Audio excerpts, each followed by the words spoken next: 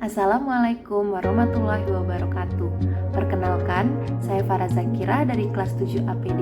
Di sini saya akan menjelaskan materi mengenai siklus kebijakan publik. Pendefinisian kebijakan publik haruslah mempunyai pengertian mengenai apa yang sebenarnya dilakukan daripada apa yang diusulkan dalam tindakan mengenai suatu persoalan tertentu. Hal ini dimaksudkan karena kebijakan merupakan suatu proses yang mencakup pula tahap implementasi dan evaluasi, sehingga definisi yang hanya menekankan pada apa yang diusulkan menjadi kurang memadai. Karena itu, kebijakan publik adalah rancangan yang dilembagakan untuk memecahkan masalah yang relevan dan dunia nyata, dipandu oleh konsepsi dan diimplementasikan oleh program sebagai rangkaian tindakan yang dibuat dan atau ditetapkan, khususnya oleh pemerintah dalam menanggapi masalah sosial. Di luar definisi yang luas ini, kebijakan publik telah dikonseptualisasikan dalam berbagai cara. Cara populer untuk memahami dan terlibat dalam kebijakan publik adalah melalui serangkaian tahapan yang dikenal sebagai siklus kebijakan publik.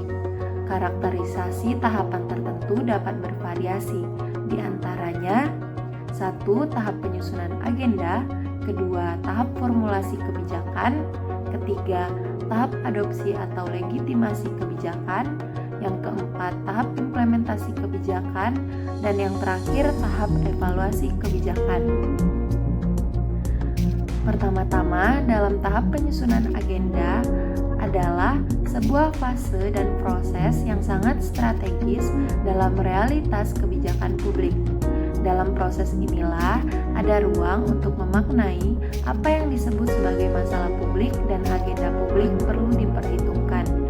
Jika sebuah isu telah menjadi masalah publik dan mendapatkan prioritas dalam agenda publik, maka isu tersebut berhak mendapatkan alokasi sumber daya publik yang lebih daripada isu lain. Dalam penyusunan agenda juga sangat penting untuk menentukan suatu isu publik yang akan diangkat dalam suatu agenda pemerintah.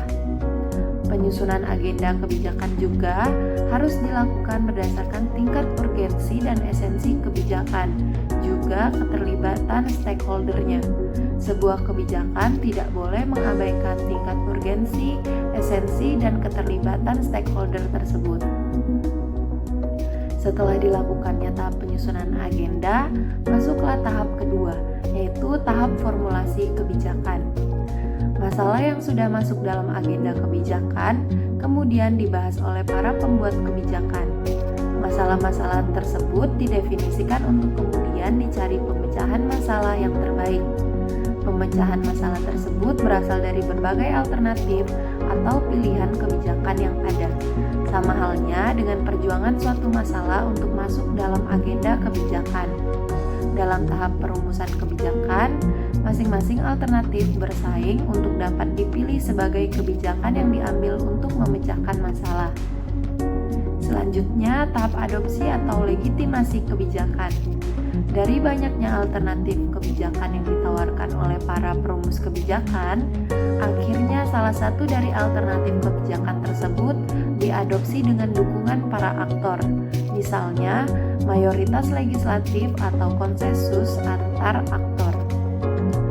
Tujuan legitimasi adalah untuk memberikan otorisasi pada proses dasar pemerintahan, karena kebijakan publik yang efektif adalah kebijakan publik yang dilakukan pemerintah dengan maksud baik untuk mensejahterakan masyarakat, juga memiliki akseptabilitas yang tinggi dari masyarakat. Selanjutnya, tahapan implementasi kebijakan. Implementasi kebijakan merupakan tahapan penting dalam realisasi kebijakan publik secara komprehensif. Pada tahap ini, alternatif kebijakan yang telah ditetapkan dilaksanakan oleh unit-unit administratif dengan memobilisasi berbagai sumber daya. Dan yang terakhir yaitu tahap evaluasi kebijakan.